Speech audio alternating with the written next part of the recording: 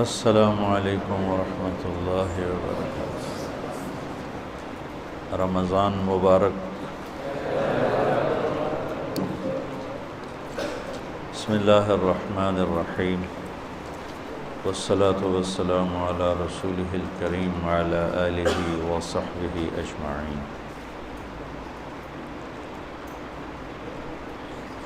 اس کو بند کرو، اس کا شور اس میں آئے گا۔ یہ پنکھا بند کرو۔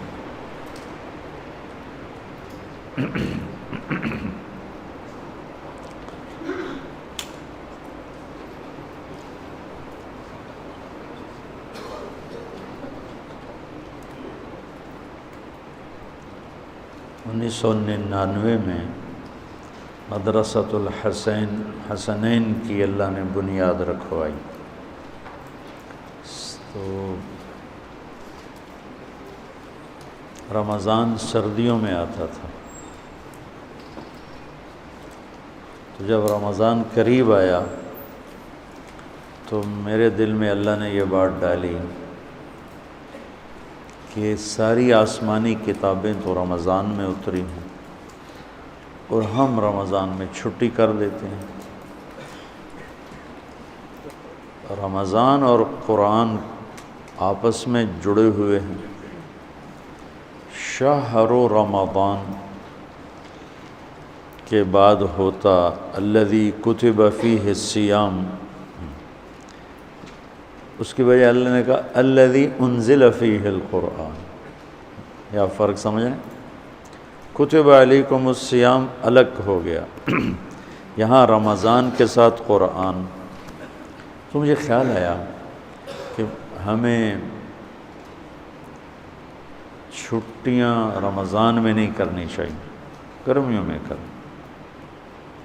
تو میں نے مفتی تقی صاحب سے پوچھا، مفتی رفیع صاحب سے پوچھا اور ایسے بڑے علماء سے، کہا ٹھیک ہے یہ تو ایک انتظامی چیز ہے، بدل دی جائے تو کوئی حرج نہیں۔ تو پھر جب تک رمضان سردی میں اور اس میں ٹھنڈے میٹھے موسم میں رہا، ہم رمضان پڑھائی کرتے تھے۔ اس کے بعد اب دوبارہ آپ خوش قسمت ہیں کہ بیچ میں پھر رمضان گرمیوں میں آ گیا، تو پڑھائی، روزہ، گرمی، تسلسل مشکل ہو گیا، تو پھر اس کو بدل دیا۔ اب جب دوبارہ کچھ قریب آ گیا ہے اس موسم بہار کے، تو پھر ہم نے اسی پرانے طرز کو چلا دیا۔ جیسے اللہ نے بہت سی نئی علم کی دنیا میں نئی چیزیں میرے ذریعے سے شروع کروائیں، یہ بھی نئی چیز تھی کہ رمضان میں دورے ہوتے ہیں، دورہ تفسیر، دورہ صرف، دورہ نحو، لیکن باقاعدہ تعلیم یہ کہیں بھی نہیں ہوتی۔ اللہ نے مجھے اس کا ذریعہ بنایا، تو آپ خوش قسمت ہیں۔ اس میں چاہے آپ 10 منٹ بھی پڑھو گے نا، تو یہ رمضان کے علاوہ کے 10 گھنٹوں کے برابر ہوگا، کیونکہ اس کی برکات کو کوئی پکڑ ہی نہیں سکتا ہے۔ آج سارے شیطان قید ہو گئے، چاند نظر آیا شیطان غائب ہو گئے، قید ہوگا۔ تصفد فیہم مردۃ الشیاطین، بڑے بڑے شیطان قید ہو جاتے، اس لیے تو نمازی بڑھ جاتے، وہ پھر آہستہ آہستہ گھٹ جاتے ہیں کہ وہ ایمان کی اتنی طاقت نہیں ہوتی کہ وہ چل سکیں، لیکن ایک دفعہ جب وہ چھوٹتے ہیں شیطان سے تو سیدھے مسجد میں آتے ہیں۔ دوسرا کیا ہوا؟ جنت کو دھونی دی جانے لگی اور جنت کو سجایا جانے لگا روزے رکھنے والوں کے لیے۔ تیسرا کیا ہوا کہ ساری جاندار مخلوق روزہ رکھنے والوں کے لیے دعا میں لگ گئی، دعا میں مشغول ہوگی۔ چوتھا کیا ہوا؟ روزے دار کے منہ سے جو ایک سمیل آتی ہے خالی معدے کی، وہ اللہ تعالیٰ کو مشک سے زیادہ اچھی لگتی ہے، پسندیدہ ہوتی ہے۔ اور پانچواں کیا ہوا کہ اللہ تعالیٰ رمضان کی آخری رات سب کی بخشش فرما دیتے، اور اس وقت اللہ کا عرش پہلے آسمان روزانہ تہجد میں عرش الہی پہلے آسمان کی طرف آتا ہے۔ یہ اللہ کو پتہ ہے اس کا کیا مطلب ہے، یہ اللہ کے نبی کو پتہ ہے، ہم اس پر ایمان لائے۔ رمضان میں عرش الہی پہلے آسمان پر ہوتا ہے اور پورا مہینہ پہلے آسمان پر ہی ہوتا ہے۔ جہنم کے دروازے تالے لگا دیے گئے، جنت کے دروازے تالے کھول دیے گئے۔ پہلی امتوں کو ان باتوں میں سے ایک بات بھی نصیب نہیں تھی، ان کے لیے رمضان اور غیر رمضان ایک طرح تھا۔ فضیلت ملتی تھی، لیکن جیسے ہمیں اسپیشل خصوصی پیکج نہیں ہوتا، یہ فون والے پیکج نکالتے ہیں، تو میرے اللہ نے اس امت کے لیے خصوصی پیکج تیار کیا ہماری بخشش کے لیے۔ ہمیں رات کی نماز عطا فرمائی قرآن سننے کے لیے، چونکہ اللہ نے قرآن کو باقی رکھنا ہے۔ تورات، زبور، انجیل تو ٹیمپریری کتابیں تھیں، اس لیے وہ مٹ گئیں، ان کے ترجمے پائے جاتے ہیں۔ اصل بائبل کیا تھی خود بائبل والوں کو نہیں پتہ، اصل تورات کیا تھی تورات والوں کو نہیں پتہ، وہ اصل لینگویج ختم ہو گئی۔ تو قرآن ایک واحد کتاب ہے جو اپنی اصل کے ساتھ موجود ہے۔ تو آپ کو ایک فضیلت یہ حاصل ہے کہ آپ روزے رکھیں گے، دوسری فضیلت یہ حاصل ہے کہ آپ اللہ کے راستے میں رہیں گے، تیسری فضیلت یہ ہے کہ آپ علم کی طلب میں رہیں گے۔ تو اس سے خوبصورت رمضان کسی کا نہیں ہو سکتا۔ یا جو اللہ کی راہوں میں دھکے کھا رہے ہیں، کوئی پیدل چل رہا ہے، کوئی اونٹ سراؤں میں چل رہا ہے، کوئی سفر کر رہا ہے، یا آپ ہیں جو گھر کو چھوڑ کر اللہ کا دین سیکھنے کے لیے جمع ہیں، آپ کا رمضان انتہائی عالی شان رمضان۔ اور افطار کے وقت عرش کے فرشتے جو اللہ کی تسبیح پڑھ رہے ہوتے ہیں، اللہ تعالیٰ فرماتے ہیں کہ میری تسبیح چھوڑ دو اور افطار کرنے والوں کی دعا پہ آمین کہو۔ تو جب لوگ اکٹھے ہوتے ہیں افطاری کے لیے، حرمین میں بڑا ایمانی روح پرور منظر ہوتا ہے دیکھنے والا، کہ لوگ وہاں اپنے دسترخوان لگاتے ہیں، پھر دوڑ لگاتے ہیں لوگوں کو پکڑنا، بھی آپ میرے دسترخوان، آپ میرے دسترخوان پر ہیں۔ چھوٹے چھوٹے بچے اور بڑے بڑے شیخ، ان کے مالدار رئیس نواب ٹائپ لوگ، وہ بھی نوکروں کی طرح بھاگ رہے ہوتے ہیں کہ آپ میرے دسترخوان، آپ میرے دسترخوان پر آ جائیں۔ دسترخوان زیادہ ہوتے ہیں اور لوگ باہر بھی ہوتے ہیں، بکھرے ہوتے ہیں، تو ہر ایک کی تمنا ہوتی ہے کہ لوگ میرے دسترخوان پر سارے آ جائیں۔ تو حرمین کی برکتوں کو تو خیر کوئی بھی نہیں پہنچ سکتا ہے، لیکن حرمین کی برکتوں کے بعد اللہ کے علم کو لینے کے لیے روزے کی حالت بہت اعلیٰ چیز، بہت خوبصورت چیز ہے۔ تو اس امت کو رمضان خصوصیت سے ملا، جس میں اللہ تعالیٰ نے لیلۃ القدر اتاری، جس میں اللہ کے نبی نے اعتکاف رکھا، اور اس کا فرض روزہ،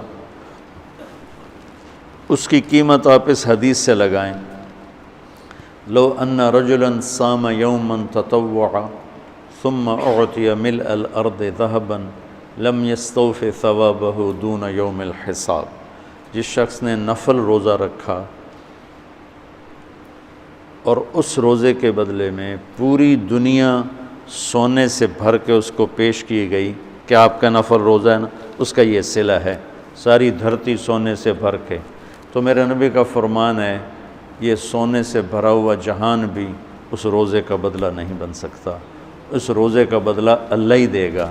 تو اب آپ بتائیں فرض روزے کی قیمت کیا ہوگی؟ تو آپ دعا کرو اللہ پوری امت کو روزے رکھنے کی توفیق۔ اللہ تعالی ہمارے سرحد کے بھائیوں کو جزائے خیر دے۔ پٹھان روزہ نہیں چھوڑتے، بہت کم، وہ نماز نہیں پڑھتا ہوگا لیکن مر جائے گا، روزہ نہیں چھوڑے گا۔ یہ ان میں، ہمارے ان بھائیوں میں خصوصیت ہے۔ پنجاب میں کچھ روزہ رکھتے ہیں، زیادہ نہیں رکھتے۔ سندھ میں برائے نام ہے، اور آگے بلوچستان میں کسی کو پتہ ہی کوئی نہیں ہوتا، بلوچوں کا جو بروہی علاقہ۔ تو آپ لوگ دعا کرو، آپ اللہ کے راستے میں ہو، کہ اللہ پورے ملک والوں کو بھوک کا خوف نکال دے، پیاس کا خوف نکال دے۔ اس لیے تو اللہ تعالیٰ فرماتا ہے کہ روزے کا بدلہ میں خود ہوں۔ نماز پڑھو جنت، حج کرو جنت، عمرہ کرو ذکر تلاوت جنت، تبلیغ جہاد تصنیف تالیف ذکر بندگی جنت۔ روزہ رکھو تو اللہ کہتا ہے میں مل جاتا ہوں، روزے پہ اللہ مل جاتا ہے، الصوم لی وانا اجزا بہ۔ اور روزہ دو چیزیں پیدا کرتا ہے، صبر اور تقوی۔ اور قرآن اس صبر تقوی کو سورہ یوسف میں ایسے آ کے ضرب لگاتا ہے۔ سورہ یوسف کے حسین ہونے کی بہت سی وجوہات ہوں گی،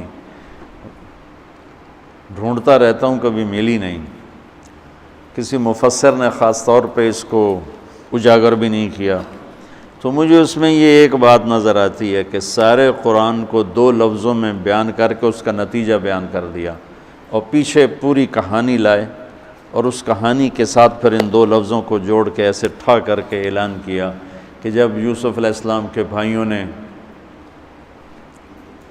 غلہ مانگا تو انہیں ایسے نقاب کشائی کی، نقاب رکھتے تھے یوسف علیہ السلام اس طرح کہ ان کے حسن سے کوئی فتنے میں نہ پڑ جائے، اس لیے نقاب رکھتے تھے۔ تو جب وہ بھائی آئے اور اللہ کی طرف سے اجازت ہو گئی تو انہوں نے یوں کیا، هل علمتم ما فعلتم بیوسف وأخیہ اذ انتم جاہلون۔ آپ کو تو یاد نہیں ہوگا چونکہ آپ نے جان بوجھ کے تو کیا نہیں تھا۔ سبحان اللہ، کیا کمال اخلاق ہیں۔ آپ سب سورہ یوسف پڑھتے ہو تو ماشاءاللہ تم ویسے بھی تلاوت کرو تمہیں سمجھ میں آتی ہے کہ عربی تمہاری بہت اعلیٰ ہے۔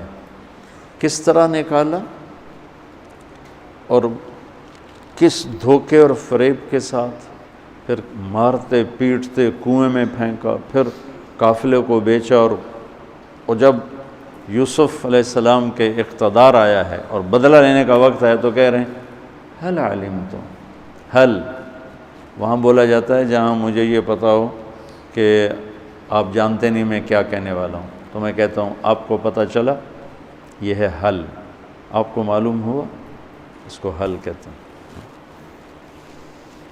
حل علمتم، آپ کو پتہ نہیں چلا، آپ کو پتہ نہیں تھا، کچھ چھوٹی موٹی بھول ہو گئی آپ کی یوسف۔ فعلا عربی کی تعبیر کا سب سے کمزور لفظ ہے، فعلا سب سے کمزور لفظ، تو فعلتم، تعدیتم، ظلمتم، کتنا کچھ آ سکتا تھا، جہلتم،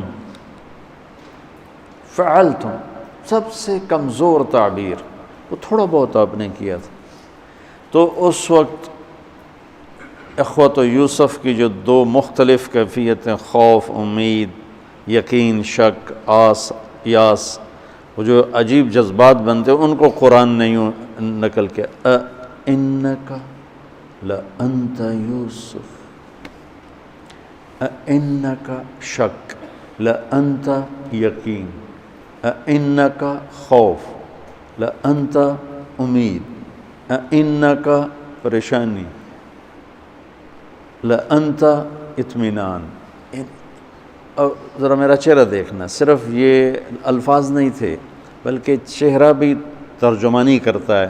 جو کچھ آدمی بعض اوقات باتیں جو زبان پہ آ نہ سکیں، آنکھوں نے کہیں، آنکھوں نے سنی، تو چہرہ بولتا ہے۔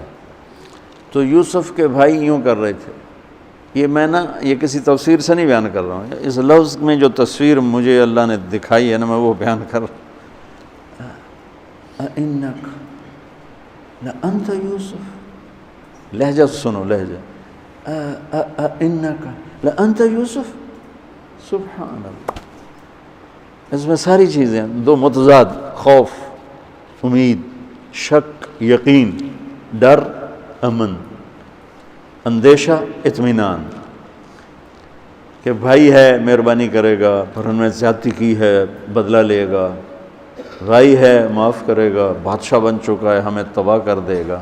یہ ان سارے کیفیات کا ہے اِنَّكَ شک، خوف، لَأَنْتَ یوسف، اس کے ساتھ ان کا چہرہ تبدیل ہوا ہے۔ قال انا یوسف وہذا اخی قد من اللہ علینا انہ من یتق ویصبر فإن اللہ لا یضیع اجر المحسنین۔ جو تقوی اور صبر اختیار کرتا ہے اللہ اسے کبھی ضائع نہیں کرتا۔ یہ بات پتہ نہیں میں سمجھا سکوں کہ نہیں۔ اس انداز میں صبر اور تقوی کو لائے کہ پوری طاقت کے ساتھ آ کے دھماکہ کیا۔ سورہ یوسف کے حسن میں ایک یہ بھی خوبصورت حسن ہے کہ سارے قرآن کو نچوڑ کے یوں پیش کیا۔ روزہ کیا کرتا ہے؟ صبر بھی دیتا ہے، تقوی بھی دیتا ہے۔ یوسف علیہ السلام کا تقوی کیا تھا؟ زلیخا کا قصہ، اور صبر کیا تھا؟ 40 سال بھائیوں کی زیادتیوں کے بعد جب سامنے آئے تو کہا جاؤ معاف کیا۔ اور جب والدین آئے اور سارے بھائی ملے تو کیا کہا؟ لقد احسن بی اذ اخرجنی من السجن۔ بھائیوں نے بیچ میں جو زیادتی کی تھی اس کو بتایا ہی کوئی نہیں، صرف اتنا بتایا کہ اللہ نے مجھے جیل سے نکالا۔ پچھلی کہانی آف کر دی، کٹ کر دی کہ بھائی سامنے بیٹھے تھے تو کہیں ان کو شرمندگی نہ ہو، انہیں شرمندگی کا احساس نہ ہو، تو اس پوری کہانی کو کاٹ لیا۔ تو بچوں، یہ جو روزہ ہے یہ وہ تقوی اور صبر لے کر آتا ہے۔ تو آپ روزہ بھی رکھو، سحری افطاری دعاؤں کا اہتمام کرو، چونکہ یہ دونوں وقت دعاؤں کی قبولیت کی۔ جب کبھی ہمت تھی تو بڑی لمبی لمبی دعا میں مانگتا تھا، سحری میں جلدی اٹھ جانا، افطاری میں پہلے ایک طرف کونے میں بیٹھ جانا اور لمبی لمبی دعائیں کرنا۔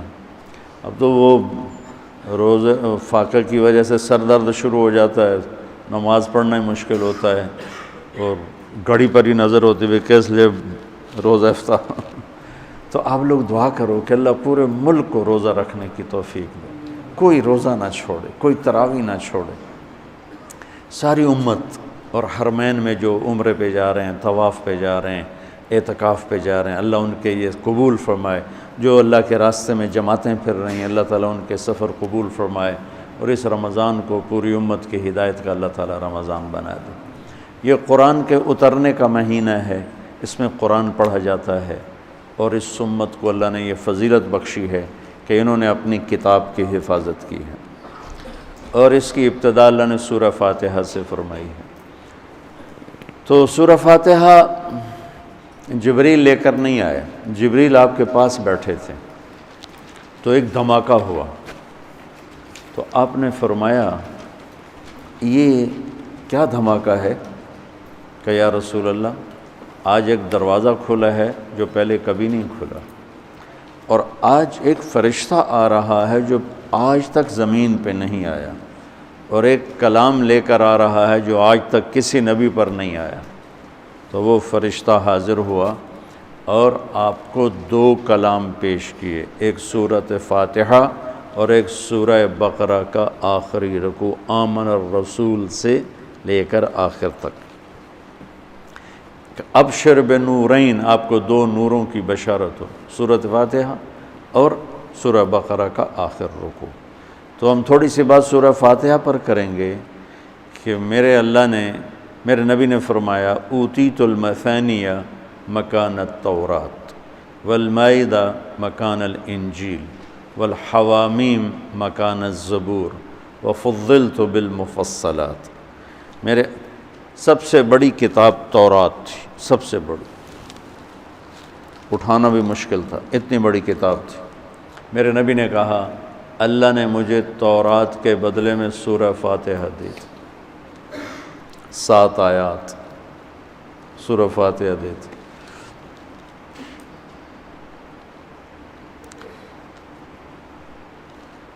اور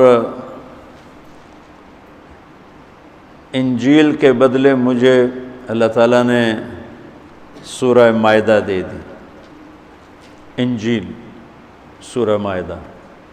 حوامیم یعنی حامیم سے 7 سورتیں شروع ہوتی ہیں، 26ویں پارے سے وہ 25ویں پارے سے 24ویں پارے سے وہ شروع ہوتی ہیں اور 28ویں تک غالباً جاتی ہیں، 7 صورتیں کٹھی، حامیم حامیم حامیم حامیم۔ تو زبور کے بدلے اللہ نے مجھے حامیم عطا فرمائی، اور باقی قرآن کے ذریعے سے مجھے عزت اور فضیلت عطا فرمائی۔ سورہ فاتحہ امام راضی رحمۃ اللہ علیہ ایک دفعہ اپنے خطبہ میں فرمانے لگے کہ اس سے 10,000 مسائل نکلتے ہیں، تو بعض لوگوں نے ان کا مذاق اڑایا۔ وہ مذاق اڑانا تفسیر رازی کا سبب بنا، تفسیر کبیر کا، کہ فرمایا کہ جب انہوں نے میرا مذاق اڑایا تو میں نے اللہ کا نام لے کر قلم اٹھایا اور میں نے لکھنا شروع کیا۔ پہلی جلد سورہ فاتحہ پر ہے اور 10,000 مسائل اس بندے نے نکال کے پیش کیے ہیں امت کو۔ کبھی موقع ملے تو آپ پڑھ لینا۔ اور حضرت علی کا فرمان ہے، امام المتقین، حضرت علی کے بارے میں اللہ کے نبی نے فرمایا، من کنت مولاہ فعلی مولاہ، جس کا میں مولا ہوں علی اس کا مولا ہے۔ اور یہاں مولا سے مراد دوست نہیں ہے، یہ ہم دوست کا ترجمہ کرتے ہیں آقا، سردار، جس کا میں سردار ہوں علی اس کے سردار ہیں۔ اس کے پیچھے ایک کافی پس منظر میں بہت سی چیزیں ہیں، ان کی صفائی کرنے کے لیے میرے نبی نے غدیر خم پر یہ حدیث بیان فرمائی خطبے میں کہ جس کا میں مولا ہوں اس کا علی مولا ہے۔ تو یہ چند دن پہلے مجھے خیال آیا کہ ہمیں حضرت علی نہیں کہنا چاہیے، ہمیں مولا علی کہنا چاہیے، کہ میرے نبی ہمیں ان کو ہمارا مولا بنا کے گئے ہیں۔ ہم سمجھتے ہیں صرف یہ شیعہ کہتے ہیں مولا علی، وہ صحیح کہتے ہیں، من کنت مولاہ فعلی مولاہ۔ آپ سب کے چہروں پہ میں حیرانی دیکھ رہا ہوں، حالانکہ میں آپ کو صحیح حدیث پیش کر رہا ہوں، من کنت مولاہ فعلی مولاہ، جس کا میں مولا ہوں علی اس کا مولا ہے۔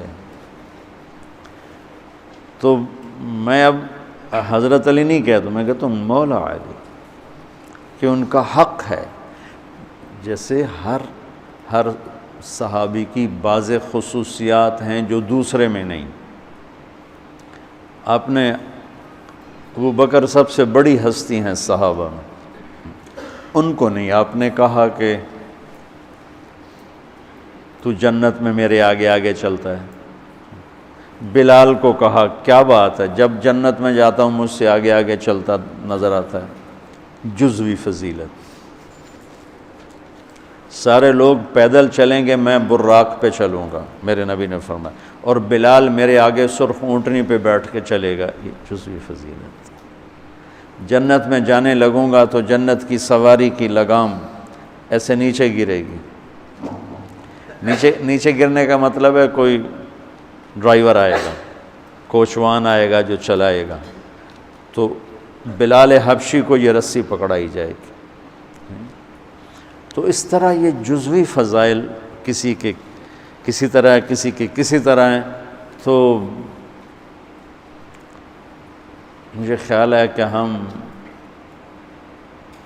اہل البیت کے حق میں بڑی کوتاہی کرتے، بہت کوتاہی کرتے۔ ہم اللہ کے نبی کی اولاد کے تذکرے نہیں کرتے، اس سے ان سے محبت کی گرمی بھی نہیں پیدا ہوتی۔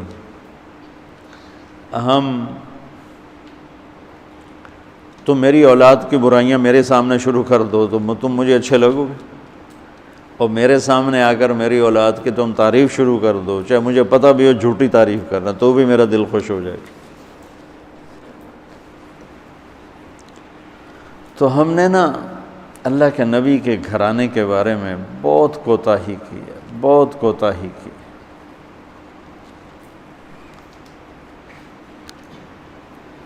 تو میں تم سنتے رہتے ہو، میرے ہر بیان میں اہل بیت کا تذکرہ ہوتا، اور یہ میرا ایمان ہے کہ یہ میری بخشش کا بہت بڑا وسیلہ ہے اگر اللہ کے ہاں قبول ہوگی۔ ریاکاری میں مردود ہو گیا تو وہ تو الگ بات ہے، اور جو اس کا ہر فیصلہ حق ہے، لیکن اگر میرے اللہ نے قبول فرمایا تو میرے بیانوں میں میری سب سے بڑی متاع میرے نبی کے گھر کا تذکرہ ہے۔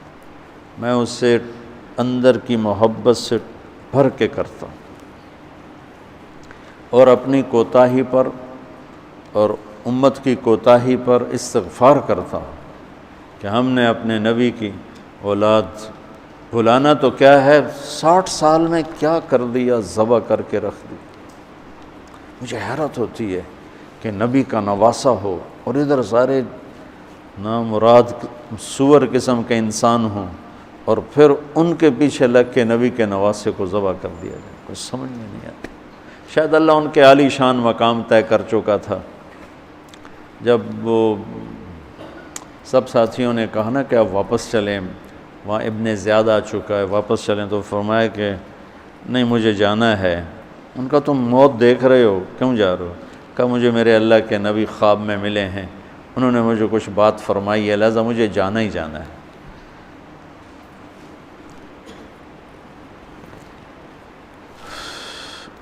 میں پتہ نہیں بیان کیا کر رہا تھا حضرت علی کا،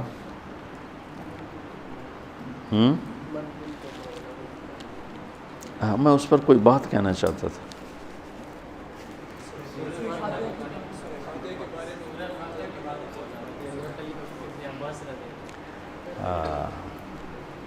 مولا علی نے فرمایا اگر میں سورہ فاتحہ کی تفسیر کروں، سورۃ فاتحہ کی تفسیر لکھواؤں تو 70 اونٹوں پہ لادی جائے گی، 70 اونٹوں پہ۔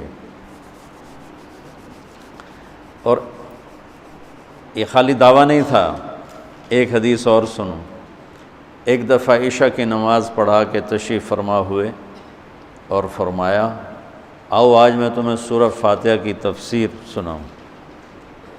تو شروع کرتے ہیں بسم اللہ سے، اور بسم اللہ کی با سے شروع کرتے ہیں۔ عربی میں تو حروف کا بھی مطلب ہوتا ہے نا، با کا مطلب بیان کرنا شروع کیا، اور فجر کی اذان ہو گئی، بات چل رہی تھی۔ سبحان اللہ۔ ہم نے تو تم نے تو شاید وہ کتاب دیکھی نہیں، وہ شرح میت عامل الباء للالصاق مررت بزید، ہمیں تو بس اتنا ہی آتا ہے۔ یا حرف جر ہے، باؤ تاؤ کاف و لام و واؤ منز و مزخلا رب حاشا من عدا حتی، کیا ہے حتی الہ، وہ جو نحمیر زبانی یاد کی تھی۔ تو سورۃ فاتحہ سارے آسمانی کلاموں کا، جتنے آسمان سے کلام اترے، کتابیں اتریں، اس کا خلاصہ ہے قرآن، اور قرآن کا خلاصہ ہے سورۃ فاتحہ، اور سورۃ فاتحہ کا خلاصہ ہے ایاک نعبد و ایاک نستعین۔ ایک اور طرح، سارے آسمانی کلاموں کا سردار ہے قرآن، اور قرآن کا سردار ہے سورۃ بقرہ، اور سورۃ بقرہ کا سردار ہے آیت الکرسی، اللہ لا الہ الا ہو۔ تو آسمانی علوم کا خلاصہ قرآن، اور قرآن کا خلاصہ سورۃ فاتحہ، اور سورۃ فاتحہ کا خلاصہ ایاک نعبد و ایاک نستعین۔ یا اللہ صرف تیری بندگی، یا اللہ صرف تجھ سے مدد، ایاک سارے طرفوں سے، وَإِذَا سَأَلْتَ فَاسْأَلِ اللَّهِ وَإِذَا اسْتَعَنْتَ فَاسْتَعِنْ بِاللَّهِ ایاک، کہ یا اللہ صرف تیری بندگی، اور یا اللہ صرف تجھی سے مانگنا، تیرے آگے جو لب ہے، دنیا بھی اسی سے مانگنی ہے اور آخرت بھی اسی سے مانگنی ہے۔ اللہ نے ہمیں دنیا پہلے سکھائی، آخرت بعد میں سکھائی۔ ربنا آتنا فی الدنیا حسنۃ وفی الآخرۃ حسنۃ وقنا عذاب النار۔ تو سارے آسمانی کتابوں کا خلاصہ یہ ایک جملہ ہے، ایاک نعبد۔ اور بندگی صرف نماز نہیں، بلکہ پوری زندگی اللہ کی چاہت میں گم ہو جائے، ڈھل جائے، اور ہر ضرورت میں اللہ کی طرف ہاتھ اٹھے، مخلوق کی طرف ہاں ایک ہوتا ہے ایک دوسرے کی مدد کے لیے، وہی اپنا ٹریکٹر دینا، یار میری جو ہمارے ہاں ہم نے اپنی مثال دینی، جب ایک دم زمین تیار کرنے کا وقت آتا ہے تو وہ 3 ٹریکٹر بھی کافی نہیں ہوتے، تو ہم کہتے ہیں جی ذرا اپنا ٹریکٹر بھیج دینا، ایک ہی دن میں ہماری زمین ساری تیار ہو جائے۔ یہ ایک دوسرے کی امداد باہمی ہے۔ مدد جہاں انسان بے بس ہے، صرف اللہ ہی کر سکتا ہے، ان چیزوں میں اللہ کے سامنے جھولی پھیلانا، اسی کو پکارنا، اسی کے آگے ہاتھ پھیلانا اور اسی کے آگے سر جھکانا۔ حنین میں صحابہ جیسی ہستیوں نے کہا آج ہمیں کوئی نہیں ہرا سکتا، ہم بہت زیادہ ہیں۔ اللہ نے ایک حلے میں اڑا کے سب کو کہاں سے کہاں بھگا دی۔ لن نغلب من قلۃ، آج ہمیں کوئی نہیں ہرائے گا۔ تو پہلے حملے میں ہی قدم اکھڑے اور صرف 88 آدمی اللہ کے نبی کے ساتھ رہ گئے، 12,000 بھاگ گئے۔ پھر یوم حنین اذ اعجبتکم کثرتکم فلم تغن عنکم شیئا۔ تو میرے عزیزو، سورۃ فاتحہ پورے قرآن کی چابی ہے، تمہید ہے۔ قرآن توحید بتاتا ہے، رسالت بتاتا ہے، آخرت بتاتا ہے۔ سورۃ فاتحہ میں توحید بھی ہے، رسالت بھی ہے اور آخرت بھی ہے۔ الحمدللہ رب العالمین الرحمن الرحیم مالک یوم الدین۔ الرحمن الرحیم تک اللہ کی ذات صفات توحید ہے، مالک یوم الدین جزا سزا اور آخرت ہے، ایاک نعبد و ایاک نستعین یہ مقصد زندگی ہے، اہدنا الصراط المستقیم یہ طلب ہے زندگی کی، سب سے بڑی طلب ہدایت ہے، الصراط الذین انعمت علیہم یہ رسالت کہ جن پر تیرا انعام ہوا، اولئک مع الذین انعم اللہ علیہم من النبیین والصدیقین والشہداء والصالحین وحسن اولئک رفیقا۔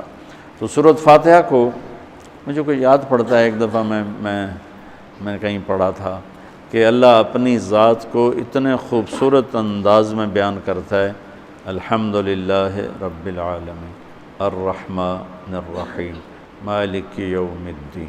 یہ تو غیب کے صیغے کے ساتھ بات ہو رہی، لیکن اللہ اپنی ذات کو اس قدر خوبصورت انداز میں بیان کرتا ہے کہ ان 4 لفظوں میں اللہ سامنے آ جاتا ہے، تو سننے والا اللہ کو سامنے دیکھ کر کہتا ہے ایاک نعبد، تیری ہی بندگی کرتے ہیں، وایاک نستعین تجھ سے مانگتے ہیں، کیونکہ اللہ کو دینے کے لیے کہیں سے مانگنا نہیں پڑتا۔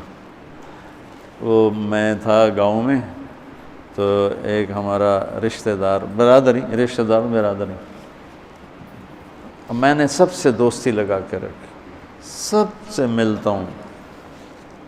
مجھے کہنے لگا طارق میاں بندہ تو بڑا چنگا ہے، اور تو وابیاں نہ رل گئے کیا وابی کون ہوندے؟ ہے کہ جڑے پیرانو نہیں مندے، ہے کہ پیرانو تو سارے مننے ہیں، اللہ دے ولیاں دا کوئی انکار ہے بھلا؟ ہاں اے آنے ہے بھئی پیر پتر نہیں دے سکدا تو پیر دعا دے سکدا ہے، پتر تو اللہ دیندا ہے کہ ایہ تا گل ہر پیر صاحب دا کوٹا ہے اللہ کو اندے وچوں لے کے دے دیندا، سمجھو ہیں؟ ہر پیر صاحب کا کوٹا ہے، اس کوٹے میں سے اللہ سے لے کر دے دیتا ہے۔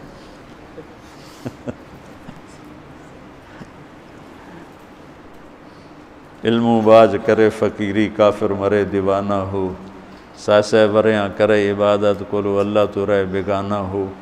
سلطان باہو رحمۃ اللہ علیہ کے 2 بول ہیں۔ تو ابراہیم علیہ السلام نے آگ میں جاتے ہوئے جبریل اور ہوا کے فرشتوں کو کہہ دیا تھا اما الیک فلا واما الی اللہ فنعم ایاک نعبد و ایاک نستعین۔ اللہ تعالیٰ نے اپنی ذات کو اس خوبصورت انداز میں پیش کیا کہ جیسے ہم اللہ کو دیکھ کر کہہ رہے ہیں ایاک نعبد و ایاک نستعین، اللہ صرف تیری بندگی کریں گے، یہ سر اور کہیں نہیں جھکے گا، اور یا اللہ صرف تجھ سے مانگیں گے اور کسی سے نہیں مانگیں گے۔ قرآن وہ میں نے پہلے ایک مثال سے بتا دیا، یہ استعانت بالغیر نہیں ہے، بھائی مجھے قرض چاہیے اب مجھے 1 لاکھ روپیہ دے دیں، یہ اس میں نہیں آتا ہے۔ میرے نبی قرضہ اٹھاتے تھے، میرے نبی نے جنگ کے لیے تلوار اٹھائی، زرہ پہنی، اسباب کی دنیا ہے، اسباب کا اختیار کرنا اور چیز ہے، اور جن چیزوں میں اللہ کے سوا کوئی کرنے والا نہیں وہ لوگوں کے سامنے ہاتھ پھیلا دینا۔ ادھر ہم لیا گئے تو وہاں ایک پیر جگی گدی تھی، تو ان کے پیر صاحب سے ملاقات کی، انہوں نے بہت محبت کی، تو ہم فاتحہ پڑھنے گئے تو وہاں ان پڑھ عورتیں بیٹھے، پیر جگی پتر دیویں آ، پیر جگی پتر دیویں آ۔ اللہ ان کو معاف کر دے گا، ان کو پتہ ہی کوئی نہیں ہے کہ پتر کون دیتا ہے، وہ سمجھے پیر ہی دیتا ہے، پیر جگی پتر دیویں آ۔ تو استعانت صرف اللہ سے۔ اگر آپ نماز کی عادت ڈال لو نا، آپ پڑھتے ہو لیکن ہر حاجت میں مصلی پہ آ جاؤ، پھر آپ کو ایاک نستعین کا مزہ آئے گا۔ اپنی حاجت نماز کے ذریعے اللہ کے سامنے رکھو۔ ایک بدو طواف کر رہا تھا، یا اللہ تجھے پتہ ہے نا میں بھی بھوکا ہوں اور میری اونٹنی بھی بھوکی ہے، اور مجھے کھانے کو میرے بچے بھی بھوکے اور میں بھی بھوکا۔ ایک آدمی ساتھ سن رہا تھا تو اس نے جلدی سے اپنے تھیلی نکالی درہموں کی، کہا میرے بھائی قبول فرما، کا پیچھے ہٹ، تو اس سے لینا ہوتا تو اس کے گھر میں آتا، جس کے گھر آیا ہوں اسی سے لینا، چل چل مجھے نہیں چاہیے۔ وہ طواف سے فارغ ہوا تو اعلان ہوا فلاں ابن و فلاں کہاں ہے، تو یہ خود تھے، کہا جی میں ہوں، کہا آپ کے چچا کا انتقال ہوا ہے تو انہوں نے اپنی ساری وراثت آپ کے نام کر دی ہے، چونکہ ان کی اولاد کوئی نہیں تھی۔ تو 1 منٹ میں اللہ تعالیٰ نے قبول فرمائی۔ ہشام بن عبد الملک اور سالم بن عبداللہ بن عمر بیت اللہ کا طواف فرما رہے تھے، تو ہشام نے کہا سالم کوئی ضرورت تو بتاؤ، تو وہ کہنے لگے اللہ کے گھر میں ہو کر میں اللہ کو نہ بتاؤں تمہیں بتاؤں، کتنے شرم کی بات۔ تو ہشام چپ ہو گیا۔ ہشام بادشاہ تھا بنو امیہ کا۔ تو جب دونوں باہر نکلے تو ہشام نے کہا اچھا اب تو بولیے، کوئی ضرورت بتائیں۔ تو سالم بن عبداللہ بن عمر، حضرت عمر کے پوتے، کہنے لگے کیا بتاؤں، دنیا کی یا آخرت کی؟ وہ کہنے لگا دنیا کی بتاؤ، آخرت کی میں کیا پوری کروں گا؟ تو وہ کہنے لگے دنیا تو کبھی اللہ سے نہیں مانگی، تجھ سے کیا مانگا؟ ما سألت من یملکھا فکیف من لا یملکھا، جو دنیا کا شہنشاہ ہے، دنیا تو اس سے کبھی نہیں مانگی، تم سے کیا مانگوں گا؟ تو میرے عزیزو، سارے قرآن کا خلاصہ یہ 2 لفظ ہیں، ایاک نعبد۔ امت اللہ کے سامنے سر جھکا دے، ہر حرام چھوڑ دے، ہر حلال پہ آ جائے۔ بندگی صرف نماز نہیں ہے، بازار کی بندگی کیا ہے؟ سچائی، ناپ تول کا پورا ہونا، وعدے کو وفا کرنا، کھوٹ ملاوٹ سے بچنا، یہ بازار کی عبادت ہے۔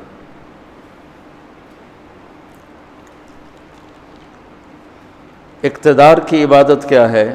ظلم سے بچنا، اپنی طاقت سے کسی پہ ظلم نہ کرنا، انصاف کو ہاتھ سے نہ جانے دینا۔ وکالت کی، عدالت کی عبادت کیا ہے؟ ظالم کا ساتھ نہ دینا۔ سیاست کی عدالت کی عبادت کیا ہے؟ دنیاوی مفاد نہ اٹھانا، بلکہ قومی مفاد کے لیے اپنے آپ کو پیش کرنا۔ گھر کی بندگی کیا ہے؟ ماں باپ ہیں تو ان کی آنکھوں کی ٹھنڈک بننا، بیوی ہے تو اس کے دامن کو خوشیوں سے بھرنا، اولاد ہے تو ان کو ایسی محبت دینا جیسے میرے نبی حسنین کو دے کر گئے تھے۔ یہ اس طرح عبادت پھیلی ہوئی ہے۔ بہن بھائی ہیں تو ان کے ساتھ شیر و شکر ہو کے رہنا، ان کی کمیاں زیادتیوں سے درگزر کرنا، یہ ایاک نعبد ہے۔ صرف نماز کے اندر نہیں ہے ایاک نعبد، بلکہ پوری زندگی ایاک نعبد ہے۔ تو میں کہا کرتا ہوں سچائی، دیانتداری اور انصاف، یہ 3 چیزیں اگر آپ کے اور میرے اندر ہیں تو ہماری پوری زندگی عبادت بن جائے گی، پوری زندگی بندگی بن جائے گی۔ وَإِيَّاكَ نَسْتَعِينُ، جب اس کے سامنے سر جھکاؤ گے پھر ہاتھ اٹھاؤ گے تو مزہ بھی آئے گا، مانگنے کا بھی، اس کے دینے کا بھی۔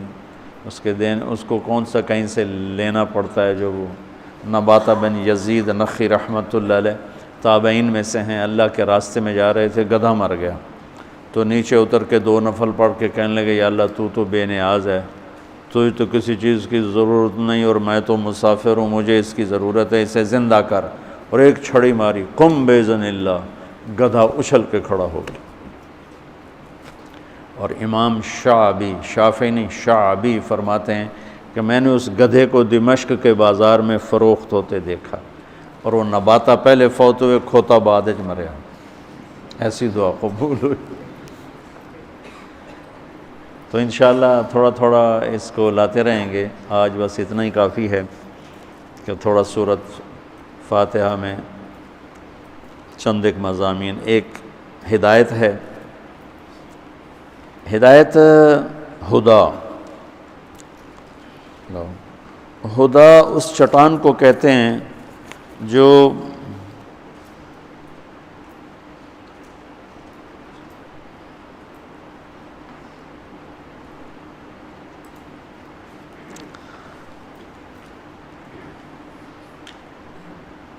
یہ کہتے ہیں کہ بھائی اس کو ذرا بند کر دو، یہ کہتے ہیں شیعہ اس حدیث سے مولا کے لفظ سے خلیفہ اول مراد لیتے ہیں، اور مولا سے مراد حضرت علی کو خدا کا درجہ دیتے ہیں، یہ بات غلط ہے۔ اس لیے یہ کہنا کہ شیعہ ٹھیک کہتے ہیں تو اس میں شبہ پیدا ہوتا ہے کہ ہمارا مولا کہنا تو اور ہے۔ خلیفہ اول مراد لیتے ہیں، یہ ان کی خطا ہے، بند ہے نا، یہ ان کی خطا ہے، گمراہی ہے، اور خدا کا درجہ یہ ان پر بہتان ہے۔ ان کے جاہل لوگ جیسے بریلیوں کے جاہل پیر جگی پتر دیویں آ، تو بریلیویت کا یہ پیغام ہرگز نہیں ہے۔ ہم جاہل بریلیوں کو بنیاد بنا کر ہم پورا مسلک فٹ کر دیتے، چونکہ دونوں طرف عداوت ہے نا، تو کمزور پہلو پکڑنا ہے، صحیح نہیں پکڑنا، اور تعویل نہیں کرنی، اپنی تعویل کرنی ہے، دوسرے کی تعویل بالکل نہیں کرنی ہے، اور جو ان کا کمزور پہلو ہے وہ پکڑنا ہے، صحیح پہلو نہیں پکڑنا ہے، یا کمزور کو اچھے طریقے سے اگر بیان کیا جا سکے تو وہ نہیں کرنا ہے، تو وہ خلیفہ اول مراد لیتے ہیں، غلط۔ اور نصیری،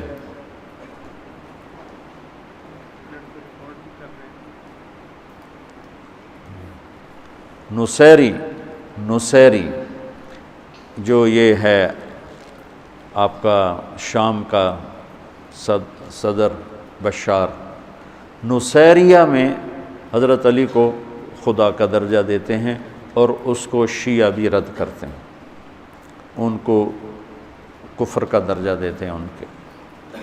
ہم مولا کہتے ہیں جو میرے نبی نے کہا مولا، کوئی کیا مطلب لیتا ہے، ہمیں اس سے کیا غرض، داڑھی تو سکھ بھی رکھتے ہیں، پھر کیا کہو گے، داڑھی نہیں رکھتے ہیں، اور جو ملک شام کے قسیسین اور رہبان ہیں پوری داڑھی رکھتے ہیں، پورے بال رکھتے ہیں، تو ان کے بہت سے کلپس میں نے دیکھے ہوئے ہیں۔ جو روم کے رہبان ہیں وہ کلین شیو ہیں، جو بیت المقدس کے رہبان ہیں وہ لگتا ہے جیسے ہم اگر اس صلیب گلے میں نہ ہو تو لگے کوئی بہت بڑے علامہ جا رہے ہیں۔ تو جب میرے نبی کہہ رہے ہیں من کنت مولاہ فعلی مولاہ، اس کے بعد کوئی تعویل کی گنجائش ہی کوئی نہیں، ہم اسی معنی میں لیتے ہیں جو صحیح معنی ہے۔ ہم نے صحیح معنی میں لینا چھوڑ دیا، انہوں نے غلط میں لے لیا۔ آپ صحیح معنی میں لیتے تو وہ غلط میں کم جاتے۔ تو بچوں، تعصب کوئی اچھی چیز نہیں ہے۔ جتنا کوئی گمراہ ہونا اتنا اس سے ہمدردی ہونی چاہیے کہ یا اللہ یہ جہنم میں چلا جائے، اسے کسی طرح اس کو بچا دے۔ انور شاہ صاحب ٹرین پہ چڑھنے لگے تو ایک سکھ اترا، تو شاہ صاحب نے کیا ہائے، تو وہ کہتا ہے مولوی جی کیوں ہے؟ تو شاہ صاحب نے کہا ایسا خوبصورت چہرہ جہنم میں جلے گا، اس نے وہیں کلمہ پڑھ لیا۔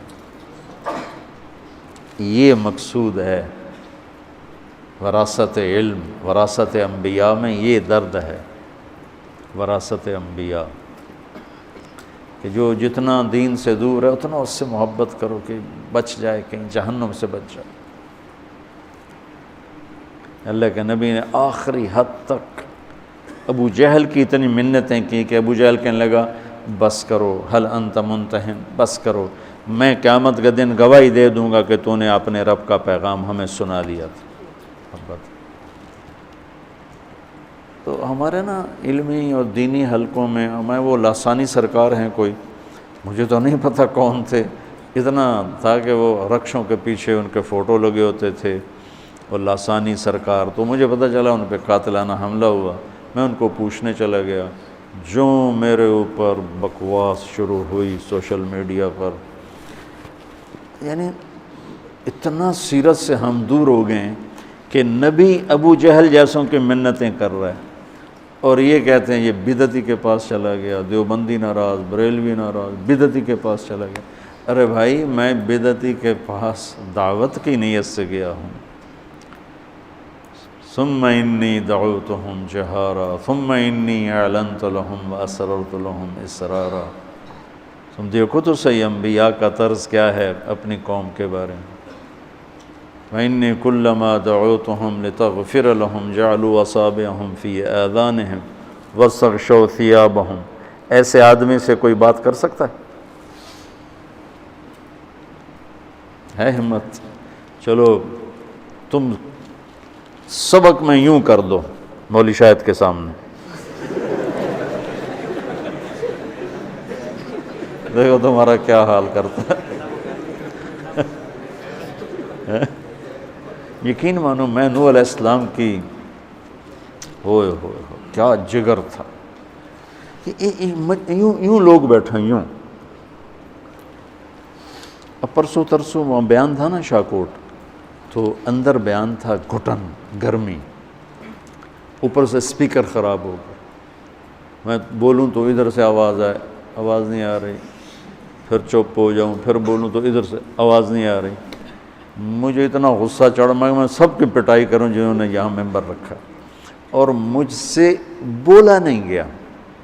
اور میں نے وہ پنجابی میں کہتے کھچ تو کے، تو میں نے وہ کھینچ کھانچ کے 1.25 گھنٹہ پورا کیا کہ میرا من چل ہی نہیں رہا تھا کہ میں کوئی یہاں بات کروں۔ ہوا کہ مجمع طلب والا بیٹھا ہے، یوں کر کے بیٹھا ہے، سپیکر خراب تھا، حبس اور گرمی شدید تھی، تو میرا میٹر گھوم گیا۔ تو میں قربان جاؤں اس رسول پر جو ایسے لوگوں کو دعوت دیتا تھا۔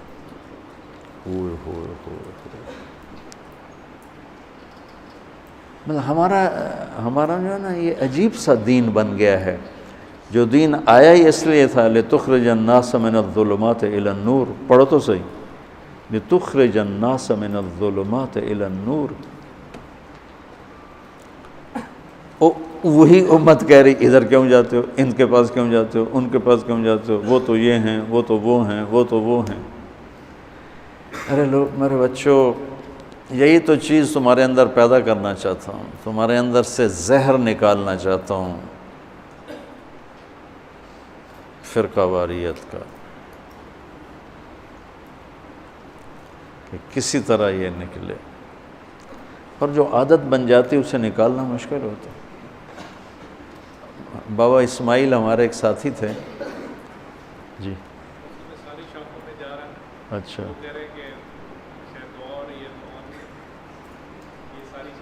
جا رہا ہے، چلے آپ چلا دو، اچھا چلا دو بس اتنا ہی تھا۔ بابا اسماعیل تھے تو وہ تھے بڑے غصے والے، اور بڑی لمبی تہجد پڑھتے تھے۔ سروزے میں جو بچے ساتھ نئے جاتے تو ان کو نا ٹھڈے مارو، سونے آئے ہو، اٹھو۔ اچھا، اب وہ ساتھیوں نے مجھے شکایت کی، میں نے اسے بلایا، میں کہا بھائی اسماعیل، تہجد تو نفل ہے، آپ کیوں اٹھاتے ہیں؟ کہا تو پھر آئے کیوں ہیں اور اللہ کے راستے میں نے کہا وہ تو ابھی دین سیکھتے پھر رہے ہیں۔ کہا وہ جہنم میں جائیں گے اگر رات کو نہیں اٹھیں گے تو۔ میں نے کہا یہ تو میرے ذمہ، میرے کھاتے میں ڈال دے، تو مہربانی کر کچھ نہ کہا کر، چلو ٹھیک ہے تیرے کھاتے ڈالتا ہوں۔ پھر میں نے کہا بھائی دیکھو اٹھانا نہیں، قطع نہیں اٹھاتا۔ اب وہ تو وعدہ کر لیا، اب عادت بن چکی ہے، لہذا اٹھتے ہی دروازے کو ٹھا کر کے کھولتے تو اور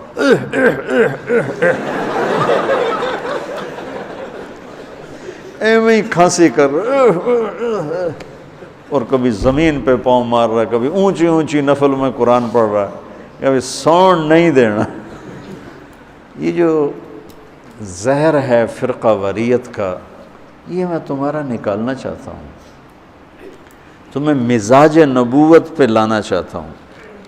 اس لیے تو میں روتا ہوں کہ تم سیرت نہیں پڑھتے ہو، سیرت پڑھو تاکہ تمہیں پتہ چلے کہ مزاج نبوت ہے کیا، کہ داعی کس طرح بے قرار ہوتا ہے۔ فلا تذهب نفسك علیہم حسرات، یہ ہے کیفیت داعی کی، کہ اس کا اندر کیا ہوتا ہے کہ وہ مرنے کے قریب ہو چکا ہوتا ہے۔ لعلک باخع نفسک، یہ داعی ہو، ایسا داعی اس طرح ہوتا ہے۔ لست علیہم بمسیطر، یہ داعی ہوتا ہے۔ چونکہ ہمارے ماحول میں یہ ہے ہی نہیں، اللہ کا فضل ہے ہمیں تبلیغی ماحول ملا اور تبلیغ والے استاد ملے، انہوں نے ہمارے کم از کم میں اپنی ذات تک کہتا کہ یہ زہر نہیں پیدا ہونے دیا۔ ہاں مطالعے کی وجہ سے پیدا ہو گیا، مطالعے کی وجہ سے تقابل میں جب تقابلی مطالعہ کیا تو ایک احساس برتری، احساس حق اور حقارت اور کمی آ گئی، بالکل آ گئی۔ پھر میرا یہ زہر نکالا مولانا سعید خان صاحب رحمۃ اللہ علیہ، اللہ اس کی قبر روشن کرے، جو ایک باد صبا کا جھونکا بن کے آیا اور میرے ویرانوں میں گلشن کھلا دی، اور میرے دل کو نفرتوں سے پاک اللہ نے کر دیا۔ میرے دل میں امت کے کسی فرد کے لیے نہ نفرت ہے نہ بغض ہے۔ مجھے اتنا ستایا گیا ہے تبلیغ میں جس کی انتہا کوئی نہیں، اور جتنے ستانے والے ہیں سب سے میرا دل صاف ہے، سب سے میں ملتا ہوں، وہ نہ ملیں تو الگ بات ہے، میں سب سے ملتا ہوں۔ تو میرے عزیزو کھلا دل رکھو، اپنے اوپر کوئی چھاپ نہ لگاؤ سوائے محمدی، سوائے محمدی چھاپ، کوئی چھاپ نہیں، کہ ہم محمدی ہیں، ہم مومن ہیں، ہم مسلم ہیں، ہم ایمان والے ہیں، یہ میری آپ کی پہچان ہے۔ اس پر چلو گے تو آپ کا نفع ہے، ورنہ ہزاروں علماء فارغ ہوتے ہیں، کہاں چلے جاتے ہیں؟ ہزاروں سال نرگس اپنی بے نوری پہ روتی ہے، بڑی مشکل سے ہوتا ہے چمن میں دیدہ ور پیدا۔ اللہ اقبال کی خبر روشن کرے۔ میں چاہتا ہوں دیدہ ور، تم لوگ دیدہ ور بنو، وہ مولوی نہ بنو جنہیں اس سے نفرت، اس سے نفرت، اس سے بائیکاٹ، اس سے بائیکاٹ، ایں دے نال سنگھ پہا، ایں دے نال سنگھ پہا۔ اس کا انجام سوائے امت کی تباہی کے اور کچھ بھی نہیں۔ تو چلو آج کی مجلس اتنی کافی ہے، اللہ نے چاہا تو کل پھر تھوڑی دیر کے لیے بیٹھیں گے۔ اب کوئی حدیث مجھے پڑھ کے سنا دو، تاکہ مشکات کی حدیث سنا دو کوئی، تاکہ حدیث کا بھی بیچ میں تھوڑا ہو جائے۔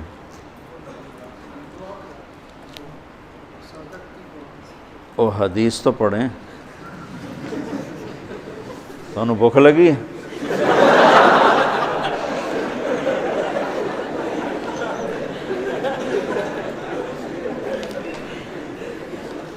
کیا ہے؟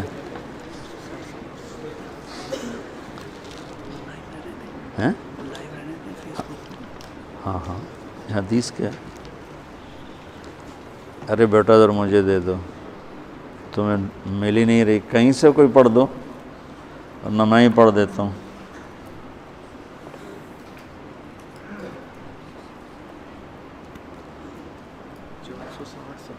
چار سو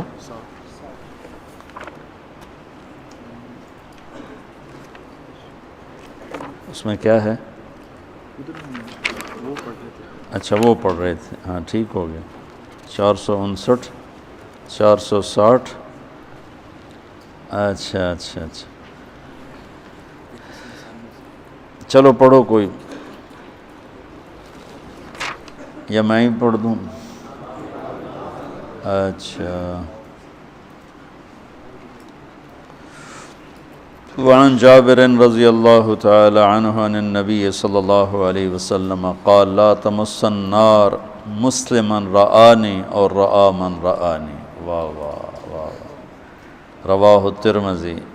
جابر فرماتے ہیں کہ جناب رسول اللہ صلی اللہ علیہ وسلم نے ارشاد فرمایا جس مسلمان نے مجھے دیکھا یا اسے دیکھا جس نے مجھے دیکھا اسے جہنم کی آگ چھو بھی نہیں سکتی. سبحان اللہ سبحان اللہ سبحان سبحان. عن انس رضی اللہ تعالی عنہ قال قال رسول اللہ صلی اللہ علیہ وسلم مثل اصحابی فی امتی کالملح فی الطعام ولا يصلح الطعام الا بالملح. قال الحسن فقد ذهب ملحنا فكيف نصلح. انس فرماتے ہیں کہ جناب رسول اللہ صلی اللہ علیہ وسلم نے فرمایا کہ میرے صحابہ کی مثال امت میں نمک کی طرح ہے، کھانے میں نمک کی طرح، اور کھانا اسی وقت صحیح ہوتا ہے جب اس میں نمک ڈالا جائے. حسن بصری فرمایا کرتے تھے نمک تو چلا گیا، اب اصلاح کہاں سے ہوگی.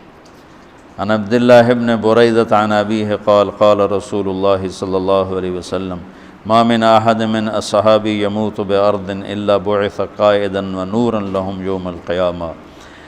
عبداللہ بن برید اپنے والد سے روایت کرتے ہیں کہ جناب رسول اللہ صلی اللہ علیہ وسلم نے فرمایا میرا صحابی دنیا کے جس خطے میں مرے گا قیامت کے دن وہ اس خطے سے قائد بن کر اٹھے گا اور نور بن کر اٹھے گا قیامت کے دن. سبحان. چلیں.